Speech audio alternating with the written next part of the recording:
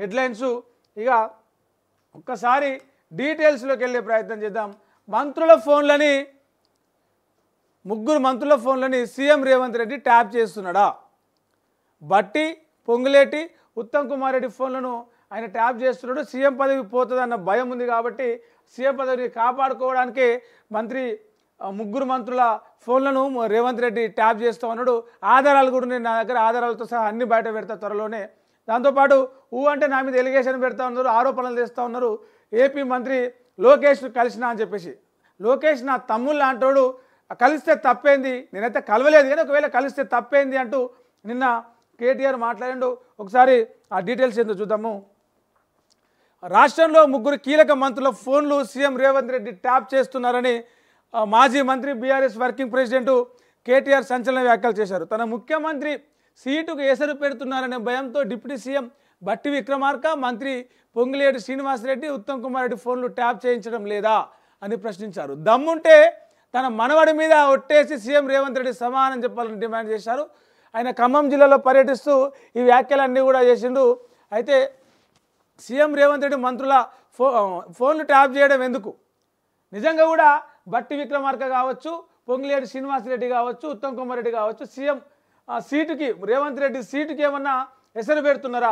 మరోవైపు అధిష్టానం, కాంగ్రెస్ అధిష్టానం కూడా రేవంత్ రెడ్డి మీద కోపంగా ఉందని చెప్పేసి రకరకాల సమయాల్లో రకరకాల సందర్భాల్లో వార్తలు వచ్చినాయి. అవన్నిటిని కూడా దృష్టిలో పెట్టుకొని కావచ్చు. రేపు ఆయన నిన్న ఒక కామెంట్ చేసింది, ఏమని 10 ఏళ్ళు నేనే అధికారంలో ఉంటా, పాలమూరు బిడ్డనే సీఎంగా ఉంటూ నేనే సీఎంగా ఉంటా, కాంగ్రెస్ అధికారంలో ఉంటుంది అని చెప్పేసి అన్నాడు. అంటే ఈ వ్యాఖ్యలన్నింటినీ కూడా ఎట్లా అర్థం చేసుకోవచ్చు నిజంగా. మరోవైపు నీ సీఎం సీటు పోతుందని చెప్పేసి మంత్రుల ఫోన్లు ట్యాప్ చేసి ఎప్పటికప్పుడు జాగ్రత్త పడుతున్నా అని చెప్పేసి ప్రతిపక్ష నేత కేటీఆర్ అంటూ ఉంటే, మరోవైపు నేనే 10 ఏళ్ళు సీఎంగా ఉంటా అని చెప్పేసి రేవంత్ రెడ్డి అంటూ ఉన్నాడు. ఈ రెండు వ్యాఖ్యలను ఎట్లా చూడొచ్చు అనేది ఈరోజు ఒక చర్చనీయాంశంగా మారింది. మంత్రుల ఫోన్లే కాదు, రాష్ట్రంలో ప్రతిపక్షాల నేతలతో ఫోన్లతో పాటు వేలాది మంది ఫోన్లు ట్యాప్ చేస్తున్న మాట వాస్తవం కాదా? నీకు దమ్ముంటే లై డిటెక్టర్ ముందరికి రా, ఇద్దరం మాట్లాడుకుందాం. లై డిటెక్టర్ ముందరికి వస్తే ఎవరు నిజం చెప్తుర్రు, ఎవరు అబద్ధం చెప్తుర్రు తేలుతుంది. నువ్వు లై డిటెక్టర్ ముందరికి రాకుండా చిట్ చాట్ల పేరుతోటి ఆడ ఢిల్లీలో పోయి కూర్చొని మాట్లాడుతున్నావు, అవి లెక్కలకు రావు అని చెప్పేసి నిన్న ఆయన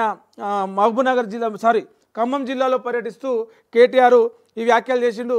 దాంతోపాటు ఒకటే 50 సార్లు ఢిల్లీకి పోయినావు, 50 పైసలనే తెచ్చినావు ఆ తెలంగాణ కోసం, రాష్ట్రం కోసం.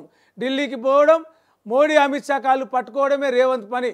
అసలు రాహుల్ గాంధీ రేవంత్ను పట్టించుకుంటలేడు, ఆయనతో అసలు అపాయింట్మెంట్ కూడా ఇస్తలేడని చెప్పేసి కూడా ఒక ఎలిగేషన్ పెట్టినాడు కేటీఆర్. దాంతోపాటే నేను లోకేష్ను కలిసినా అని చెప్పేసి మీరంతా కూడా ఒక ప్రచారం చేస్తారు. ఒకవేళ కలిస్తే తప్పేంది, నేనైతే కలవలేదు కానీ కలిస్తే తప్పేంది అని చెప్పేసి సీఎం రేవంత్ చేసినటువంటి మాటలకి ఆయన కౌంటర్ ఇచ్చిండు.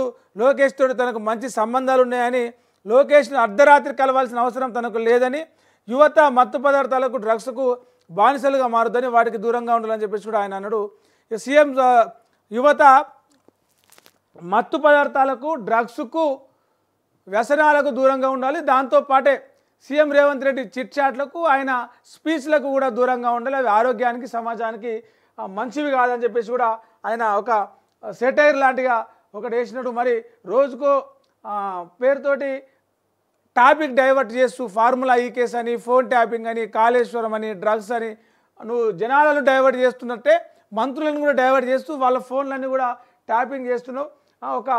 ఒక పిరికి వ్యక్తిగా నువ్వు ఏమన్నాడు, ఒక పిరికి సన్యాసిగా ఉన్నావు, చర్చకు రమ్మంటే పారిపోతున్నావు అని చెప్పేసి రేవంత్ రెడ్డి ఒక మానసిక రుగ్మతతోటి నువ్వు బాధపడుతున్నావు అని చెప్పేసి కేటీఆర్ రేవంత్ రెడ్డి మీద తీవ్ర వ్యాఖ్యలు చేసిండు. దాంతోపాటే దండుపాలెంలో రేవంత్ రెడ్డి కుటుంబం అంతా కూడా దండుపాలెంలో రాష్ట్రాన్ని దోచుకుంటా ఉన్నారు, ఎక్కడికక్కడ భూములు కబ్జా పెడుతున్నారు, జనాలను బెదిరిస్తూ ఉన్నారని చెప్పేసి కూడా ఆయన ఇది చేసిండు. బనకచర్ల విషయంలో చంద్రబాబుతోటి చేతులు కలిపి తెలంగాణకు అన్యాయం చేస్తున్నాం అని చెప్పేసి కూడా కేటీఆర్ నిన్న మాట్లాడుతూ ఒక సంచలన వ్యాఖ్యలు అయితే చేసిండు. ఇక ఇది ఇట్లా ఉంటే, కేటీఆర్ విషయం ఇట్లా ఉంటే, కవిత మీద బీఆర్ఎస్ పార్టీ త్వరలో చర్యలు తీసుకోబోతా ఉందా? ఇప్పటికే తెలంగాణ బొగ్గు గను కార్మికుల సంఘం